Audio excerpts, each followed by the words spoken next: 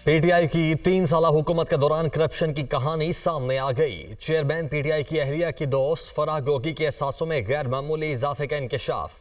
फराह गोगी के ज़ाहरी और गैर ज़ाहरी असासों में 2017 से 2020 तक 4,520 मिलियन रुपए का हैरत अंगेज इजाफा। 2020 में फराह गोगी 950 मिलियन रुपए के असासों को खुद तस्लीम कर चुकी हैं। फराह गोगी के गैर ज़ाहरी मगर मलकियती असासे 3,825 मिलियन रुपए हैं। सिर्फ 3 साल में ज़ाहरी असासों में 420%, जबकि गैर ज़ाहरी असासों में 15,300% इजाफा हुआ। ये असासे फराह गोगी की ज़ाती मलकियत हैं। एहसन जमील गुज्जर और दीगर रिश्तेदारों और हिस्सेदारों के असासे इसके अलावा हैं। बुज़दार साहब की अहलिया का ताल्लुक फरज शहजादी साहिबा के साथ था। फरज शहजादी साहिबा का ताल्लुक बुशरा मानिका साहिबा के साथ था। ये 3 खवातीन का एक नेक्सस था जिसने वज़ीर आला पंजाब के इंतखाब पर असरअंदाज होकर अपनी मर्जी का वज़ीर आला पंजाब पर मुसल्लत करवाया।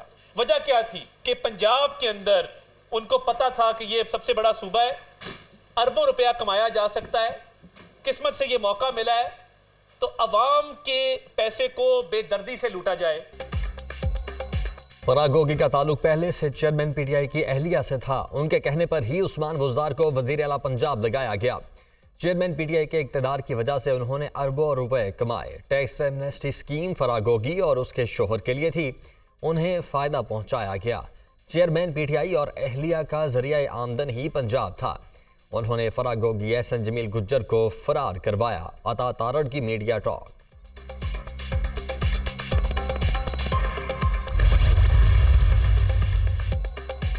चेयरमैन पीटीआई के नाम निहाद बयानिए की हकीकत आश्कार, कौम को गुमराह करके कौमी खजाने पर हाथ साफ किए गए। फराह गोगी जैसे किरदारों के जरिए मुल्क को नोचा गया। फिरदौस आशिक अवान का रद्द-ए-अमल, जिसने भी करप्शन की उसे पकड़ा जाए। एहतसाब और निज़ाम अदल पर अवाम का एतमाद बहाल होना चाहिए। हाफिज ताहिर अशरफी।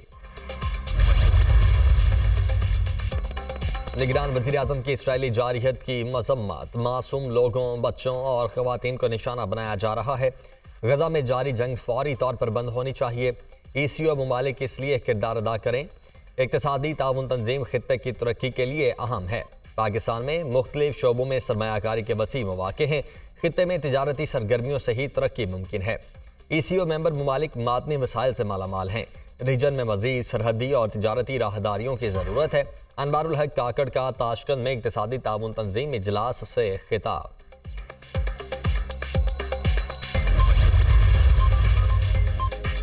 निगरान वज़ीर आज़म का दौरा उज़्बेकिस्तान। आज़रबाईजान के सदर से मुलाकात। दो तरफ़ा ताल्लुकात, तिजारत, दिफा और तवानाई के शोबे में पेशरफ्त का जायजा।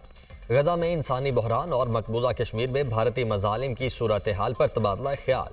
दोनों रहनुमाओं की इस्लामोफोबिया और मौसमियाती तब्दीली समेत दीगर मुश्तरका चैलेंजेस पर भी बातचीत। अनवारुल हक काकड़ ने आज़रबाईजान की खुद मुख्तारी और इलाकाई सालमियत, बिलखुसूस कुराबाग के हवाले से पाकिस्तान की गैर मुतज़लज़िल हिमायत का इआदा किया। मुस्लिम लीग नून की मंशूर कमेटी में तोसी। पहले से ऐलान शुदा 33 रुकनी कमेटी में मजीद 11 अरकान शामिल। 43 रुकनी कमेटी की सरबराही सेनेटर इरफान सिद्दीकी करेंगे। पार्टी के मरकजी जनरल सेक्रेटरी एहसन इकबाल ने नोटिफिकेशन जारी कर दिया। नए शामिल होने वाले अरकान में तारिक फातमी, अवैस लगारी शामिल। ख्वाजा सलमान रफीक, मलिक अहमद खान, अब्दुल रहमान कांजू और दीगर रहनुमा भी हिस्सा। समूह के तदारुक के लिए पंजाब के मुतअद्दिद शहरों में smart lockdown. Lahore division, Gujranwala, Hafizabad और नारोवाल समेत 8 अजला में स्मार्ट लॉकडाउन। सख्ती का नफाज आज नहीं होगा। पार्क, रेस्टोरेंट्स, सिनेमास और दीगर पब्लिक मकामात खुले हैं। मार्केट्स, शॉपिंग मॉल्स, दुकानें हफ्ता और इतवार को बंद रहेंगी। नोटिफिकेशन जारी। पंजाब में माहौलियाती इमरजेंसी के तहत दफ़ा 144 नाफिज। फसलों की बाकियात, कूड़ा करकट जलाने पर मुकदमात दर्ज होंगे।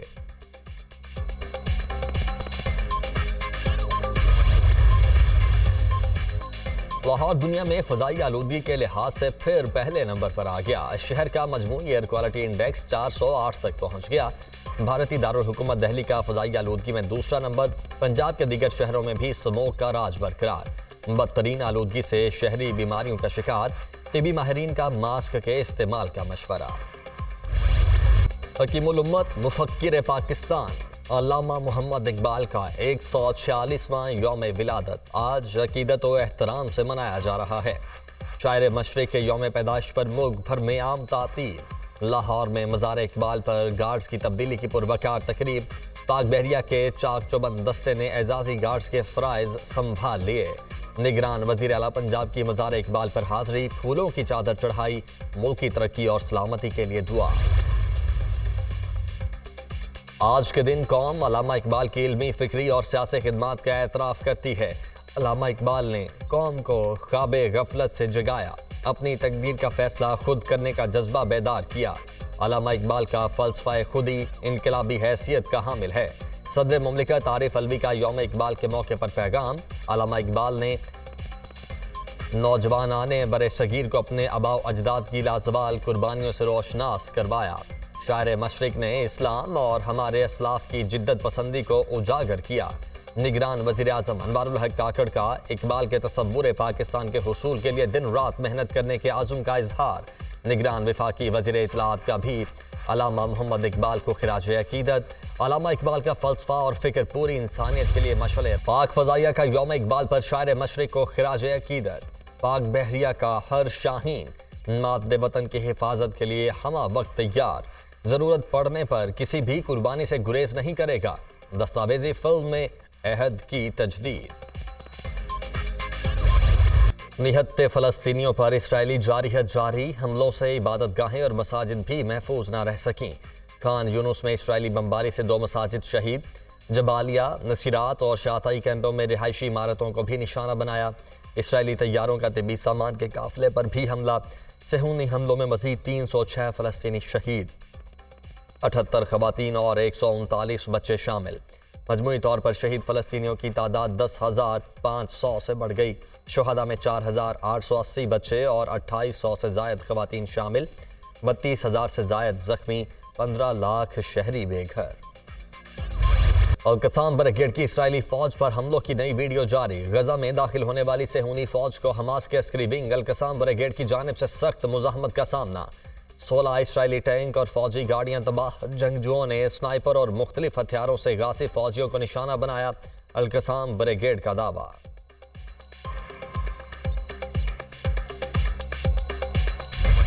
غزہ میں 33 روز سے جاری اسرائیلی جارحیت کے بعد 3 روز کی جنگ بندی کا امکان۔ 12 یرغمالیوں کی رہائی کے بدلے مذاکرات۔ یرغمالیوں میں 6 امریکی شہری بھی شامل۔ 3 روزہ جنگ بندی کا مقصد غزہ میں امداد پہنچانا ہے۔ ترجمان حماس کا بیان۔ حماس اسرائیل میں جنگ بندی کے لیے قطر ثالثی کی کوشش کر رہا ہے۔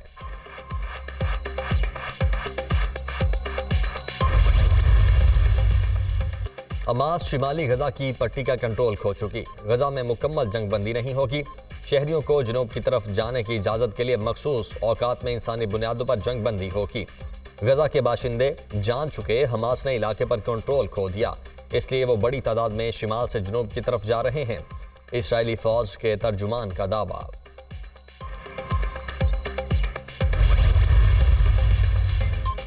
غزہ میں انسانی بنیادوں پر جنگ بندی گھنٹوں یا کئی روز جاری رہ سکتی ہے۔ امریکی انتظامیہ کے پاس تنازع کے خاتمے کے بعد غزہ کے مستقبل کا کوئی حتمی حل نہیں۔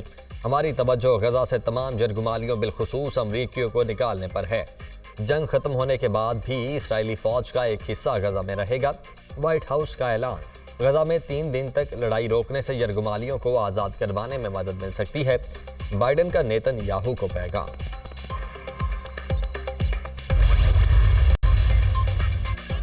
غزہ جنگ میں طویل وقفہ کیا جائے، کینیڈا کے وزیر اعظم کا مطالبہ۔ جسٹن ٹروڈو کا کہنا ہے کہ جنگ بندی سے غزہ کے شہریوں کے لیے امدادی سامان کی رسائی ممکن ہوگی، غیر ملکی شہریوں کو بھی علاقے سے نکالا جا سکے گا۔ محفوظ اسرائیل اور آزاد فلسطین کے لیے 2 ریاستی حل کا بھاری بوجھ اٹھا لینا چاہیے۔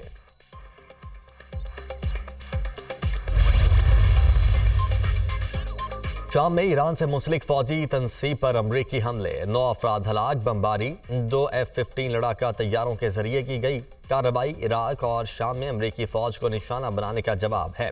امریکی وزیر دفاع لائیڈ آسٹن کا بیان۔ تباہ کی گئی فوجی تنصیب کو ایرانی پاسداران انقلاب اور اس سے وابستہ گروپ استعمال کر رہے تھے، پینٹاگون کا دعویٰ۔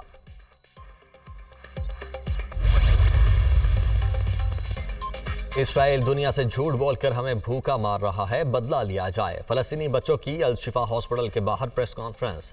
کہا غزہ میں کھانے پینے کی شدید قلت کا سامنا ہے۔ پوری دنیا کے سامنے اسرائیل بمباری کر رہا ہے اور نسل کشی پر تلا ہوا ہے۔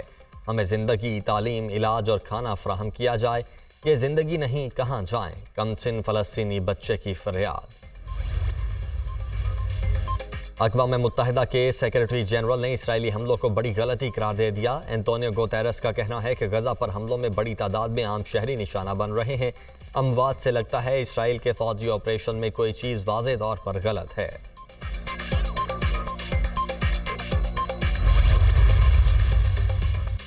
ملائیشیا کے وزیر اعظم کا حماس کی حمایت جاری رکھنے کا اعلان۔ ملائیشیا متفقہ طور پر فلسطین کاز کا ساتھ دیتا رہے گا۔ مشکل صورتحال میں فلسطینیوں کو تنہا نہیں چھوڑیں گے۔ حماس پر کسی پابندی یا سزا کے لیے تیار نہیں ہیں۔ انور ابراہیم کا پارلیمنٹ میں خطاب۔ برطانوی رکن ناز شاہ برطانوی پارلیمنٹ میں غزہ کے بچوں کی حالت زار بیان کرتے ہوئے آپ دیدہ ہو گئیں۔ برطانوی رکن نے کہا کہ اقوام متحدہ کے سیکرٹری جنرل نے غزہ کو بچوں کا قبرستان قرار دیا۔ غزہ پر اسرائیلی بمباری کے سبب 4000 سے زیادہ بچے جاں بحق ہو چکے ہیں۔ انہوں نے حکومت سے سوال کیا کہ برطانیہ کب خون ریزی بند کروانے کے لیے کوششوں کا آغاز کرے گا۔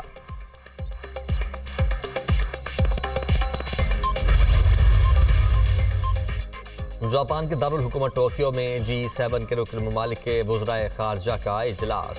اسرائیلی جارحیت کے خلاف بات کرنے کی بجائے یوکرینی عوام کی مدد پر زور۔ مشرق وسطیٰ میں بدامنی سے ہماری توجہ یوکرین سے نہیں ہٹنی چاہیے۔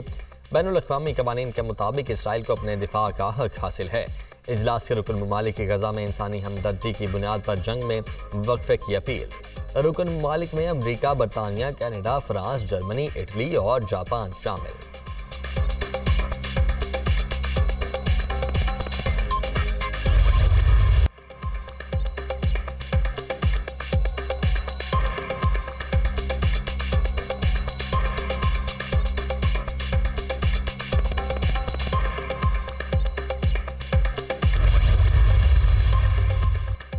گرین شرٹس اپنا آخری میچ 11 نومبر کو دفاعی چیمپئن انگلینڈ کے خلاف کھیلیں گے۔ پاکستانی اسکواڈ آج پریکٹس کرے گا۔ بیٹنگ، بالنگ اور فیلڈنگ کی مشقیں شیڈول۔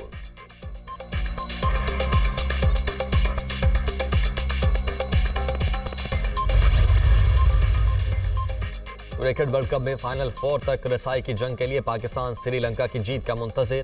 انگلینڈ سے فیصلہ کن مقابلے سے قبل شائقین کی سری لنکا اور نیوزی لینڈ میچ پر نظریں۔ بنگلور میں آج بھی بادل برسنے کا امکان۔ بارش کے باعث مقابلہ برابر رہا تو پاکستان کو انگلینڈ سے جیتنا ہوگا۔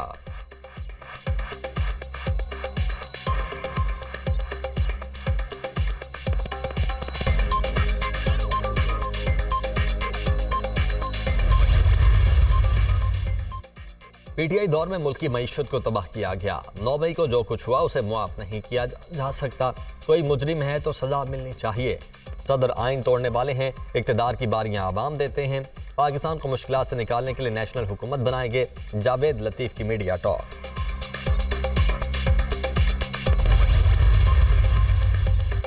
آئی ایم ایف نے قرض کے کوٹے سے متعلق اصلاحات تجویز کر دیں۔ حتمی منظوری 15 دسمبر کو آئی ایم ایف کا بورڈ آف گورنرز دے گا۔ موجودہ قرض پروگرام ختم ہونے کے بعد اگلے قرض پروگرام میں کوٹہ بڑھ سکتا ہے۔ اضافے سے پاکستان 6 سے 9 ارب ڈالر کا قرض لے سکتا ہے۔